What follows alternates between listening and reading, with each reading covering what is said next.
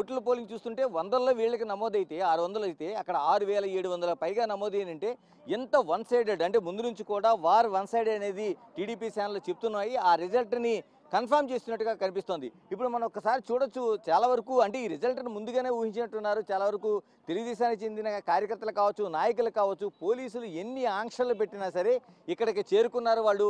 ఎందుకంటే దాదాపు 3-4 అంచెల భద్రత ఏర్పాటు చేసినా పోలీసులు ఇంత పెద్ద ఎత్తున ఏర్పాటు చేసినా సరే ఇక్కడ వాళ్ళందరూ ఇదన్నీ చేయించుకొని ఇక్కడికి వచ్చారు. చాలా మంది కార్యకర్తలు ఉన్నారు. ఎందుకు ఇప్పుడు పోలీసులు ఇన్ని ఆంక్షలు ఉన్నాయి, ఎక్కడ అడుగడుగున చెప్తున్నారు. మీరు ఇంత ఈ రిజల్ట్ కోసం ఒక జడ్పీ ఎన్నికల కోసం ఎక్కడి నుంచి వచ్చారు మీరు? రాజంపేట నుంచి వచ్చాం సార్. ఓకే. ప్రతి ఒక్కరు కూడా ఆలోచన ఏంటంటే మా నాయుడు చంద్రబాబు నాయుడు చేసిన పథకాలు కావచ్చు, కూటమి చేసిన ప్రతి ఒక్క పథకం ప్రజల్లోకి చేరినాయి. ప్రత్యేకంగానే ఏంటంటే పులివెందుల ఎన్నికలకు సంబంధించి ఎందుకు ఇంత మీరందరూ ఇంత ఆసక్తిగా ఎదురు చూస్తున్నారు? అక్కడ 30 సంవత్సరాల నుంచి ఓట్లు వాళ్ళు వేయించుకోలేదు సార్. ప్రతి ఒక్కరు కూడా 30 ఏళ్ళ నుంచి వాళ్ళు స్వచ్ఛంగా ఓటు ఇలా ఇప్పుడు వాళ్ళకి స్వేచ్ఛ వచ్చింది. ప్రతి ఒక్కరు వాళ్ళ ఓటును వినియోగించుకున్నారు. మంచి ప్రభుత్వానికి మేము ఓటు వేసినాము అని వాళ్ళ గుండెల మీద చెయ్యేసుకొని చెప్పగలిగినారు. ఆ ఉత్సాహం చూడడానికే మా కార్యకర్తలంగా మేము ఇక్కడికి వచ్చి చూడడానికి వచ్చిన వాళ్ళం. ఇక్కడ పెద్ద మీరేం చెప్తారు? అందరికీ నమస్కారము. నేను తెలుగుదేశం పార్టీ ఆవిర్భావ సభ్యుడిని, పులివెందుల నియోజకవర్గం ఏంపల్లె మండలం నందిపల్లి. ఈరోజు నాకు ఎంతో ఆనందంగా ఉంది. నిజమైన స్వాతంత్రం వచ్చింది ఈరోజు పులివెందులకు. ఆ స్వాతంత్రం వచ్చిందని అవధులు పట్టలేక సంతోషాన్ని ఇక్కడి నుంచే పంచుకోవాలని చెప్పేసి ఎన్ని ఆంక్షలు విధించినా వచ్చాను ఇక్కడికి. ఇది మనం చూస్తున్నాం. ఇక్కడ చాలామంది ఆ కార్యకర్తలు ఒక రిజల్ట్లా చూడట్లేదు. దాదాపు 30 ఏళ్ల పాటుగా మేము ఓటు హక్కు వినియోగించుకోలేకుండా ఉన్నాం. ఆ రిజల్ట్ అనేది ఈరోజు వచ్చేలాగా ఆల్రెడీ డిక్లేర్ అయిపోయింది. మీకు నామినేషన్ వేసిన రోజే తెలుగుదేశం పార్టీ గెలుస్తుందనేది మా విశ్వాసం, నమ్మకం. ఈరోజు కౌంటింగ్ అయిపోయింది. దాదాపుగా వార్తలు కూడా బయటకు వస్తూ ఉన్నాయి. భారీ మెజార్టీతో తెలుగుదేశం పార్టీ అభ్యర్థులు ఇద్దరు కూడా ఒంటిమిట్ట కావచ్చు, ఒంటిమిట్ట కొంచెం ఆలస్యం కావచ్చు కానీ ఒంటిమిట్ట కావచ్చు, కడప కావచ్చు, 2 స్థానాల్లో తెలుగుదేశం పార్టీ కడప జిల్లాలో, ఉమ్మడి కడప జిల్లాలో 2 స్థానాలు మేము కైవసం చేసుకున్నాం. అంటే గెలుపు కాదు అసలు, మీరు రిజల్ట్లోన ఎంత శాతం మాకు మెజారిటీ వస్తుందో కూడా చెప్పగలిగారు. ఎలా చెప్పగలిగారు? ప్రజల నాడు అర్థం చేసుకున్నాం. ప్రచారంలో పోయినప్పుడు పులివెందల జెడ్పీటీసీ స్థానంలో గ్రామాలకు పోయినప్పుడు వాళ్ళ నాడి మాకు అర్థమైంది. ఓటు చేతికిస్తే తెలుగుదేశం పార్టీకి ఓటేసేదానికి రెడీగా ఉండారనే నాడి అర్థమైంది. 40 సంవత్సరాలుగా ఎన్నిక జరగనీయకుండా ఏకపక్షం చేసి ఏకగ్రీవంగా ఎన్నిక జరుపుకుంటూ పోలింగ్ లేకుండా చేశారు. ఈసారి ఈ 4 సంవత్సరాలు ప్రభుత్వం ఉంది. ఈ ప్రభుత్వం అయితే మనకు అన్ని రకాలుగా బాగుంటుంది. సంక్షేమ కార్యక్రమాలు, పథకాలు అందిస్తున్నారు. లబ్ధిదారులను కూడా అణిచివేసినారు గతంలో. ఇప్పుడు సంక్షేమ కార్యక్రమాలన్నీ కూడా అద్భుతంగా అందుతున్నాయి, ప్రతి ఇంటికి వస్తున్నాయి. ఇంకా కావాల్సిన మౌలిక సదుపాయాలన్నీ ఈ ప్రభుత్వం క్రియేట్ చేస్తుందనే నమ్మకం వాళ్ళలో కలిగించినాం. వాళ్ళు కూడా నమ్మారు, మాకు ఓటేశారు. అంటే ఈ రిజల్ట్ ద్వారా తెలుగుదేశం పార్టీ ఏం చెప్పదలుచుకుంటుంది?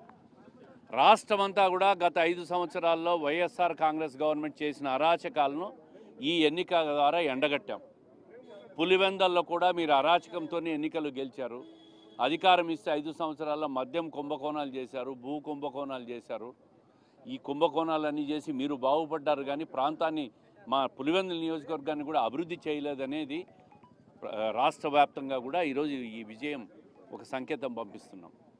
ఇప్పుడు కమలాపురం ఎమ్మెల్యే చైతన్య కూడా మనతో ఉన్నారు. చైతన్య గారు, దాదాపు మెజారిటీ అంటే చాలా వరకు మనం అక్కడ 100లోనే వెళ్ళి చూస్తాం. ఉన్నదే 8,000 ఓట్లు అయితే దాదాపుగా మీకు వచ్చిన దాంట్లో అక్కడ 100లో ఉంటే 600 ఓట్లు అయితే ఇప్పటికే 6,700 పైగా వచ్చిందంటే ఏంటి అసలు ఎలా సాధ్యమైంది ఈ మిరాకిల్? అంటే ఓటు వేసే అవకాశం ఈసారి వచ్చింది. ఇన్ని రోజులు సప్రెస్ అయి ఉన్నారు. ఒకసారి తిరగబడితే దానికి ఏమవుతుందో రిజల్ట్, ఒక ధైర్యం ఇచ్చేవాడు వస్తే ఏంటి పరిస్థితి? ధైర్యం ఇచ్చాం. ఇన్ని రోజులు ఎవరు ఓటు అడిగింది లేదు. జెడ్పీటీసీ ఎలక్షన్స్ జరుగుతాయా, అది నామినేషన్ పద్ధతి కదా అన్న ఆలోచనలో ఉన్న జనాలు అక్కడ మేము తిరిగినప్పుడు. అలాంటి చేతికి ఓటు అధికారం ఇచ్చినప్పుడు, మీరు వచ్చి బహిరంగంగా ఓటు వేసుకున్న ఒక ధైర్యం కల్పించినప్పుడు రిజల్ట్ ఇలా ఉంటుందని చెప్పి మరొకసారి అందరికీ తెలియజేస్తాం. ఎల్లకాలం దౌర్జన్యం సాగదు.